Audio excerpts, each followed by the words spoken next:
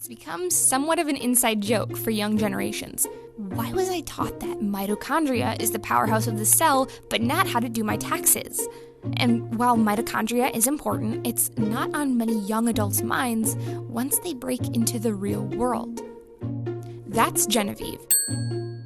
And she's thought the same thing. It's what led her to create what she calls a sidekick for adulthood.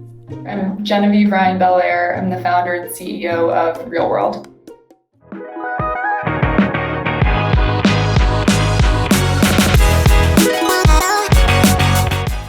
There really isn't something else out there right now that actually helps you do what we're trying to help you do.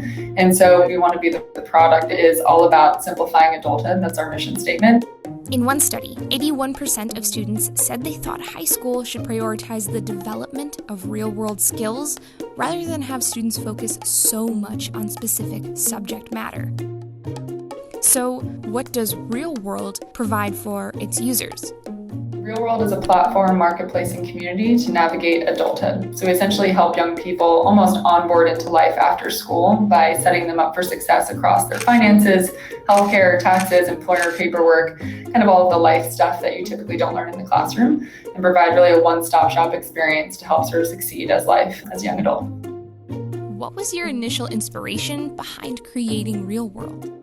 Real World started really as a result of my own personal experience. I was really lucky to have an amazing education. I'm a lawyer by background, so I went straight from college into graduate school and spent a lot of time still in the classroom before actually entering the real world and starting my first job. And essentially realized as soon as I started working that despite all of that education, I never actually learned a lot of the practical real world things that you need to know to be successful when you get out there. And started realizing that pretty much everybody has that problem. And so we built this platform essentially to kind of close the gap and to really serve as almost like a one-stop shop or GPS for adulthood and sort of have everything in one place to be successful, thriving young adults. There are 3 components to the Real World platform that makes it so successful: education, tools and resources, and community. So how has Real World helped its community? You used to have a cost associated with it, so you had to pay essentially a monthly fee to get access to Real World. We actually did away with that completely and made the platform free end of last year. And we did that because we really wanted to democratize sort of critical education information around the space so that everybody can be prepared for the real world, not just if you're willing to pay for it. There's lots of other ways that we can monetize, but it was important for us to make sure that this was something that was sort of available more broadly to our community and beyond. What's something about your industry that you'd like to break down?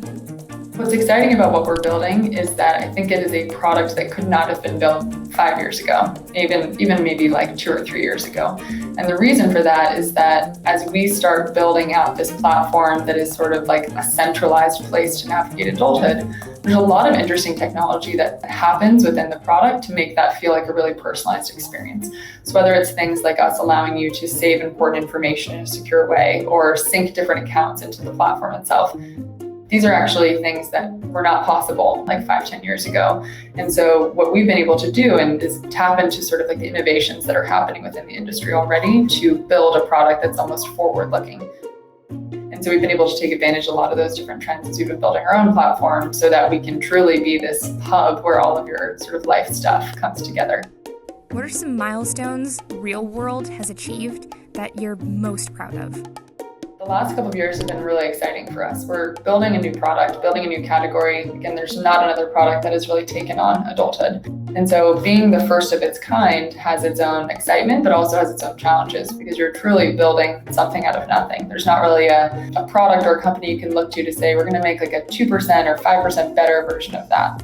And so a lot of the milestones that we've accomplished have really been creating a product, creating a messaging system, creating a brand that is a new type of a category. And so this past year, we'd had a website for a long time, and that was really the core part of our product, where we had everything from educational videos to more step-by-step flows we call playbooks, which are kind of like instructions to help you do any of these different decisions.